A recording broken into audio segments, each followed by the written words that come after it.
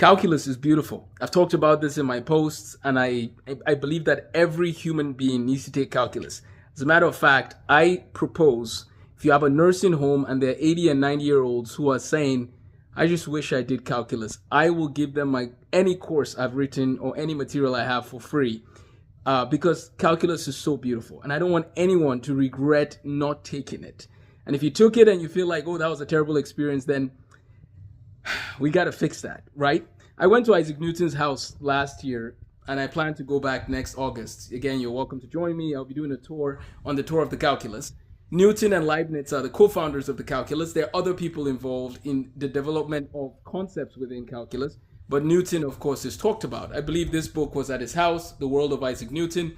At the back, they actually have one of his lists that he made, so that's kind of cool. This is you're looking at Isaac Newton's notes, right? I tell my students they all need to take notes.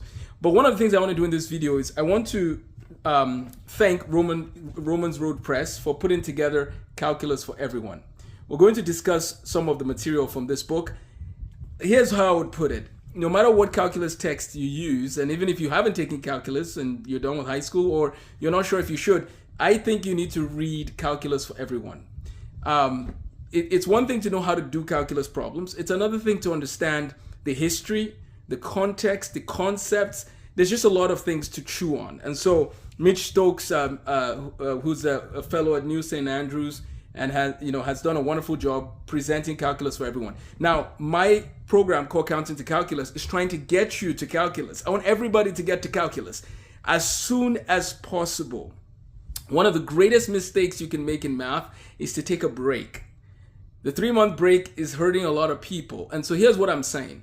If you know you're trying to get to calculus, right? Try and get there as soon as possible and see the beauty in it, understand why it exists, and then watch how it can open doors for you to explore other fields of science and mathematics. Now, Isaac Newton, who was one of the co-founders of calculus, is also the father of Newtonian physics, right? So you begin to notice that calculus and physics have a very interesting relationship. So grab your copy of the book. I look forward to talking more about this in future episodes. Let me go teach some mathematicians now. Take care.